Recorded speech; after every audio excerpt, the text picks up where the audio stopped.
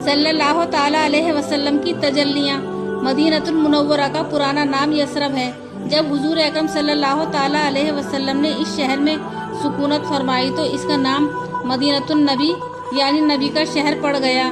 फिर ये नाम मुख्तसर होकर मदीना मशहूर हो गया। तारीखी हैसियत से ये बहुत पुराना शहर है। हुजूर सल्लल्लाहु ताला अलैहि वसल्लम ने जब ऐलान नबूवत फरमाया तो इस शहर में अरब के दो कबीले अवस और खुजरज और कुछ यहूदी आबाद थे। अवस और खुजरज कुफ्फारे मक्का की तरह बुत परस्ती और यहूदी अहले किताब थे।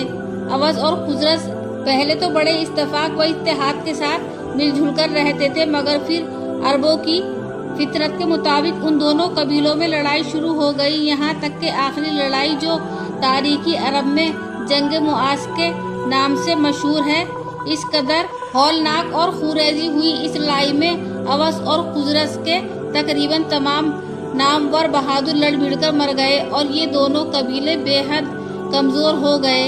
यहूदी अगरचे तादाद में बहुत कम थे, मगर चूंकि वो तालीम याफ्ता थे, इसलिए अवस और खुजरज हमेशा यहूदियों की इल्मी बरतरी से मरऊब और उनके ज़ेरे असर रहते थे। इस्लाम कबूल करने के बाद रसूल रहमत आलम सल्लल्लाहु ताला अलैहि वसल्लम की मुकद्दस तालीम व तरबियत की दौलत अवस व खुजरज के तमाम इख्तलाफात ख़त्म हो गई और ये दोनों कबीले शेरो शकर की तरह मिलजुल कर रहने लगे।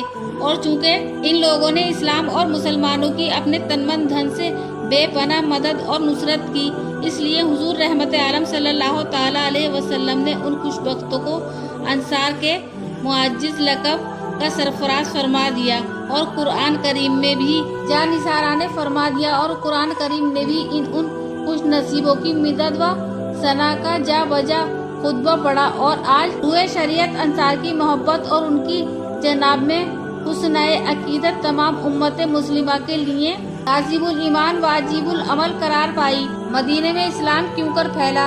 अंसार गो बुत परस्त थे, मगर यहूदियों के मेल जोल से इतना जानते थे कि नबी आखिरुज़्ज़मा का ज़हूर होने वाला है।